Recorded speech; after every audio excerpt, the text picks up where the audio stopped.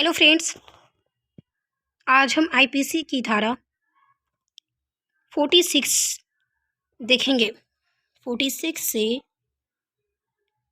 52A तक देखेंगे। 46 हमें मृत्यु के बारे में बताती है। मृत्यु, इसका डिफिनेशन पूरा देखते हैं। जब तक कि संदर्भ के तत्व प्रतिकूल प्रतीत न हो, मृत्यु शब्द मानव की मृत्यु का घोतक होता है। जो 46 में जो मृत्यु के बारे में बताई गई है, ये मानव के मृत्यु के बारे में बताया गया है, न कि पशु पक्षी या किसी अन्य प्रकार के जीव के बारे में आईपीसी डिफिनेशन नहीं देता या उसकी बातें आईपीसी नहीं करता। आईपीसी बात केवल मानव के बारे में करता है, और जो इसमें मृत्यु डिफाइन की गई है, जो बताया गया है आईपीसी के अंतर्गत, तो मानव के बारे में बताया गया है। ये 46 कहता है। चलिए 47 देखते हैं। जीव जंतु। जीव जंतु शब्द मानव से भिन्न किसी जीवधारी का घोतक है। जीव जंतु हम उसे कहेंगे जो मानव नहीं है। मानव से भिन्न जितने भी प्रकार के जीव आएंगे, बिल्ली, चूहे, पशु पक्षी, सांप, ये जितने प्रकार के जीव आएंगे, उन्हें जीव जंतु के शब्द के अंतर्गत रखा जाएगा। ये 47 बताता है। अनुच्छेद 48 जलयान। जलयान शब्द किसी चीज का घोतक है जो मानव के या संपत्ति के जल द्वारा प्रवहरण के लिए बनाई गई हो।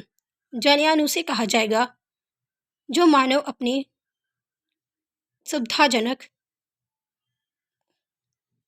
सुविधा के लिए उपयोग में लाई जाने वाली एक केवल साधन मात्र है। जलयान के जरिए मानव अपनी यातायात व्यवस्था या अपने संपत्ति को एक देश से दूसरे देश या एक जगह से दूसरे जगह ले जाने के लिए जलयान का प्रयोग करता है। आईपीसी की धारा 49 में वर्ष और मास के बारे में बताया गया है। ईयर और मंथ के बारे में यह कहता है, जहाँ कहीं वर्ष शब्द या मास शब्द का प्रयोग किया गया है, वहाँ यह समझा जाना है कि वर्ष या मास की गणना ब्रिटिश कैलेंडर के अनुकूल की जानी है। 49 के तहत वर्ष और मास की गणना हम ब्रिटिश कैलेंडर के अनुसार करते हैं। धारा 50 यह बताती है कि इस धारा के अंतर्गत शब्द इस संहिता के किसी अध्याय के उन भागों में से किसी एक का घोतक है जो सिरे पर लगे संख्याओं को द्वारा सुनिश्चित किए गए हैं।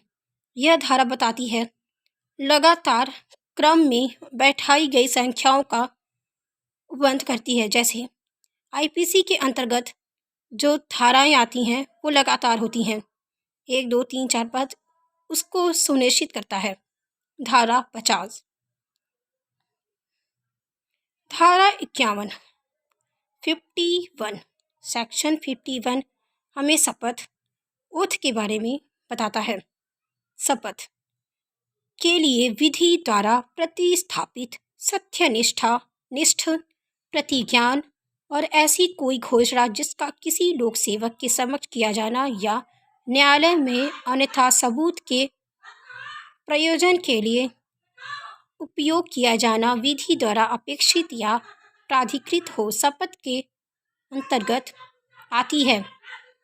अगर कोई भी व्यक्ति न्यायालय के समक्ष या लोक सेवक अपने कार्य के करने से पहले जो शपथ लेता है उसे शपथ कहते हैं। अगर कोई न्यायाधीश के सामने कोई शपथ ले, उसके बाद शपथ का उल्लेख करता है 52 अनुच्छेद 52 सद्भावपूर्वक कार्य, गुड फेथफुल वर्ग। कोई बात सद्भावपूर्वक की गई है या विश्वास की गई नहीं कही जाती, जो सम्यक सतर्कता और ध्यान के बिना की गई या विश्वास की गई हो। अगर कोई व्यक्ति किसी कार्य को करता है सद्भावपूर्वक नहीं, तो उस पर आईपीसी लागू होती है। जैसे किसी काम को करने के लिए उसे गुड फेथ में करना चाहिए, क्योंकि काम सही तरीके से की जा सके। जैसे कोई डॉक्टर है, उसे बोला जाता है कि उसका काम है मरीज को दवा देना, और वो मरीज को दवा अच्छे से नहीं देता या उसकी इलाज के दौरान कोई लापरवाही बरतता है, तो इसके अंतर्गत उसे दंडनीय किया जाएगा। अगर वही डॉक्टर इलाज उसका सही से करता है और दवाई भी उसको सही से देता है, फिर भी जो इसका पेशेंट है न्यायालय में चला जाता है और उस पर केस कर देता है कि इन्होंने जो दवाई दी वो सही नहीं थी, तो दूसरे डॉक्टर को बुलाया जाएगा और ये देखा जाएगा कि क्या जो पहले वाले डॉक्टर ने दवाई या जो भी इलाज किया है सही किया है या नहीं। अगर सही किया गया होगा तो उसे गुड फेथ में या सद्भावपूर्वक कार्य माना जाएगा, नहीं तो उसे दंडनीय किया जाएगा। इसका बात करता है अनुच्छेद 52। अनुच्छेद 52 का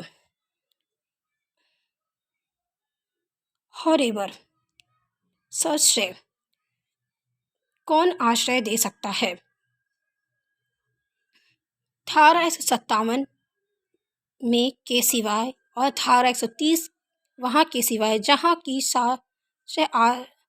संश्रित व्यक्ति की पत्नी या पति द्वारा दिया गया हो।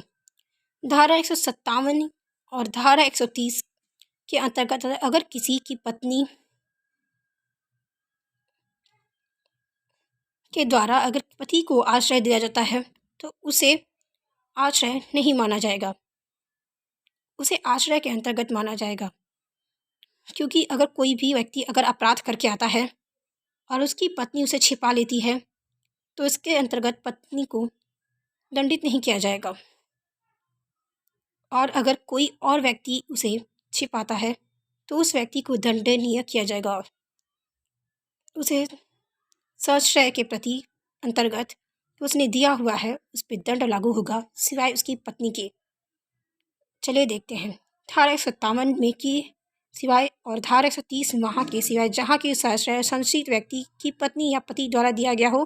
संश्रय शब्द के अंतर्गत किसी व्यक्ति को आश्रय, भेज, पेय, धन, वस्तु, आयुध, गोला बारूद के प्रवर्ण के साधन देना या किन्हीं साधनों में, चाहे वह उसी प्रकार के हो या नहीं जिस प्रकार के इस धारा में परिगणित है, किसी व्यक्ति की सहायता पकड़े जाने से बचने के लिए करना आता है।